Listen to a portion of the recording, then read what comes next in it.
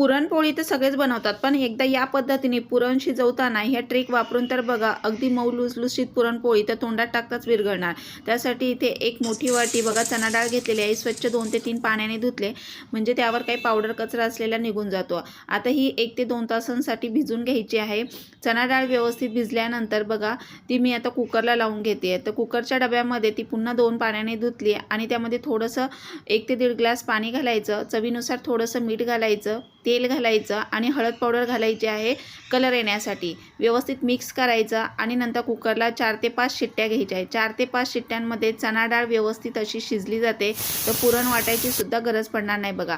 4 ते 5 शिट्ट्या झाल्या, कुकर नॉर्मल झाल्यावर उघडला तर त्यामध्ये बघा डाळ अशी छान शिजलेली आहे।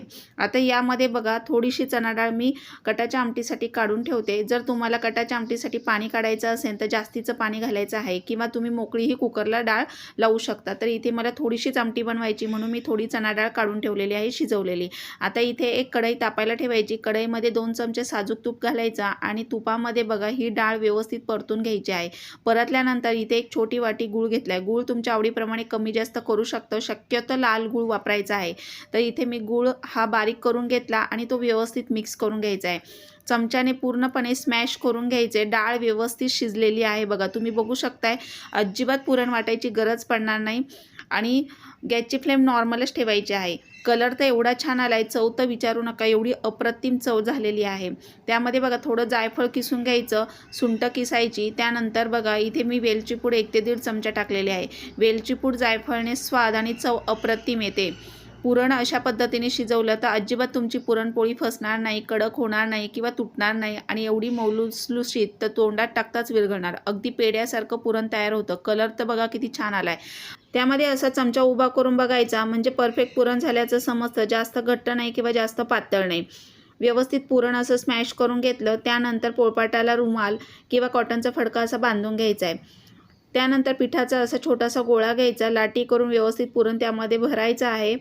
व्यवस्थित गोळा तयार करून घ्यायचा, थोडीशी पिठी लावून घ्यायची आणि त्यानंतर असं व्यवस्थित अलगद हाताने आलटून पलटून व्यवस्थित पलटी करून लाटून घ्यायची आहे।